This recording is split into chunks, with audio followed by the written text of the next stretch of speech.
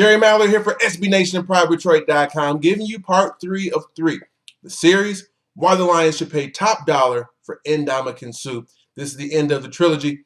In part 1, we gave you reasons as pertaining to the money. Part 2 was the man. Part 3, we're talking about the team. So let's get right into it. We already know the impact that Ndamukong Suh has on this team, but let's reiterate. Double teams, triple teams. 80 to 90% of the snaps that Ndamukong Suh sees, he's seeing these. 2 offensive linemen constantly on him. We've seen cases when there's even 3 guys attached to him. The more guys that's focused on Suh, the fewer guys that's focused on Ziggy Ansah, C.J. Mosley, Jason Jones, Nick Fairley, which means they oftentimes have one-on-one matchups. These guys are talented. Their success, I believe, will be there with or without Ndamukong Suh, but with him being there, their success improves that much more so. And it's not just the other defensive linemen. With so much attention given to your big man in the middle, and Ndamukong Suh, it allows guys like DeAndre Levy, when he does choose to blitz, to come in and be successful. The same with Stephen Tulloch, Tahir Whitehead, and the secondary. Lions Blood made a really good point. When Nick Fairley got injured this past offseason, our pass defense started to decline. It's simple. No Nick Fairley, fewer opportunities for us to get to the quarterback, fewer pressures, more time, exposes our secondary a little bit more. So if you think that the absence of Nick Fairley will cause the pass defense to sputter, how much more so with the absence of Ndamukong Suh, us not bringing him back, how much damage would that do to our secondary? I'm here to tell you it would be quite a bit. So we know the impact that he has with the rest of his compadres. So much focus on him allows other units as well as his fellow D linemen to shine that much more so. But also, if we were having this argument maybe 2 years ago, even a year ago, I don't think it would hold as much weight. For as good as Ndamukong Suh was, as much as he affected the success of his fellow players on defense, our defenses were middle of the pack to, bad. Anywhere from 15 to 25, 26, 27. And no matter how good he was individually, the rest of the team just wasn't there. Well, there's been some changes. There is more talent. We do have a new scheme of Teryl Austin, and I do think Ndamukong Suh is getting better and better each year.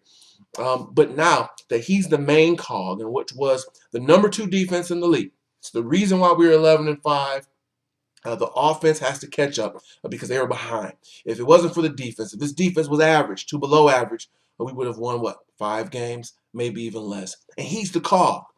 If this defense is going to have continued success, and maybe they don't stop the run at a record-setting pace like they did last year, but if we want them to still be a top 10 defense, we have to keep the core. And there's no more important player in that core than Ndamukong Suh. Honestly, though, that core to me features Ndamukong Suh, Ziggy Ansah, DeAndre Levy, and Darius Slay. Now, in terms of Ziggy Ansah, he's here for the next 3 years, no matter what. 2 more years, they'll extend him, give him that 5th-year option, so we don't have to worry about that. He makes a decent amount. Darius Slay, it's 2 more seasons. He's here no matter what. Then you have to worry about bringing him back. Sign Suh, he's here for long-term. Now, Levy's the next guy. And we'll talk about this in another topic. I'm hoping they're able to lock him up long-term this offseason after they bring Suh, because I think next year it's another year of productivity. Probably is going to be a Pro Bowl, and the price is going to balloon. He may be a franchise candidate next year. I would love to sign him for 5 years and about $50 million. But we're talking about Suh. And as I said, the defense now is legit. This defense, it's good enough to win a Super Bowl, guys. I know that's scary, and there's still some holes in the secondary, but this defense is good enough to advance in the playoffs and to go to a Super Bowl. The offense has to catch up. You don't remove the key piece, because who knows how far this defense will fall if Suh is no longer a Lion. I think ultimately it's going to come down to Suh, whether he wants to be here. I don't know how determined they are in terms of simply franchise him and let him walk away the year after. I think they will franchise him if they can't get a deal done before he has a chance to hit free agency. I said it once, I'll say it again. I'm hoping the franchise tag is put there simply to A, sign him to a long-term deal, avoid other teams from flirting with him, bringing him away, or B, he's franchised and then traded for a huge ransom. Best case scenario, though, for me, as I've stated in this 3-part video series, Pay the man, sign Ndamukong Suh, excuse me. Sign Suh to, it's a tongue twister. Sign Suh to a big fat contract. 6 years, 100 million, you name it. What are your thoughts? You guys have been chiming in on this on YouTube, on Private Troy. I appreciate it. We'll be back in a couple of days where we're going to talk about something else. A lot has been said about Suh. Maybe some future Lions by means of the draft. Maybe some current guys, some guys that need to stay, some guys that need to go.